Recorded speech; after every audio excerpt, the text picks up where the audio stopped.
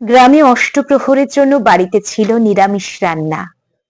হাঁড়িতে বসেছিল আতপ চালের খিচুড়ি।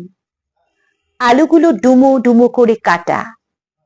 নামানোর আগে ঠাম্মা ছড়িয়ে দিয়েছিল হরিমতির দুধে তোলা বাড়ির ঘি। কলা পাতায় ঘিয়ের গন্ধ ওঠা খিচুড়ি খেতে বসে দোজবরে শব্দটা জীবনে প্রথম শুনেছিলেন ইন্দুবালা। ছাদনাতলায় ছেলেকে দেখে ডাকাত মনে হয়েছিল তার। ইয়া গোঁফ, বাবরি চুল, চোখ লাল টকটকে, দাঁতগুলো খয়েরের ছোপে মলিন, নিঃশ্বাসে দুর্গন্ধ। ছেলে বরণ করে এসে এই প্রথম মা বাবার হাত ধরে জানতে চেয়েছিলেন, সব খবর নিয়ে দিচ্ছ তো মেয়েকে? গা দিয়ে যে গন্ধ বেরোয়, সবাই ফিসফিসাচ্ছে, বলছে মাতাল বর। কিন্তু ততক্ষণে অনেক দেরি হয়ে গেছে। বাসর ঘরে কড়ি খেলাও শুরু হয়ে গেছে। একটু পরেই বউয়ের পাশে দোজবরে স্বামী ঘুমে ঢলে পড়লে ইন্দুবালা ভালো করে তাকিয়েছিলেন লোকটার মুখের দিকে। হাঁ করে ঘুমোচ্ছিলেন বাবু মাস্টার রতনলাল মল্লিক। নাক ডাকার চোটে বাইরে এসে বসেছিলেন ইন্দুবালা।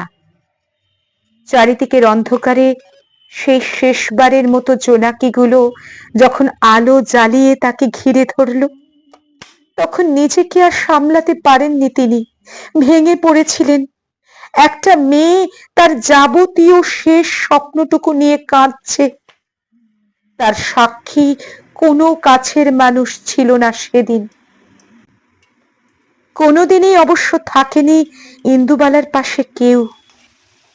কিন্তু জাম গাছটা ছিল, তুলসী তলা ছিল, পুকুর পাড়ের কাঁচা মিঠের আম গাছটা যেন ডালপালা নেড়ে বলেছিল, কাঁদিস না ইন্দুবালা, একটুও কাঁদিস না, এটা তোর নিয়তি। এরপর ইন্দুবালার আর কোনোদিন বসা হবে না নিজের বাড়ির এই দাওয়ায়, ফেরা হবে না জন্মভূমিতে। কলাপোতা গ্রামটা সশরীরে মুছে যাবে তার ভৌগোলিক স্থাবর অস্থাবর সব কিছু নিয়ে।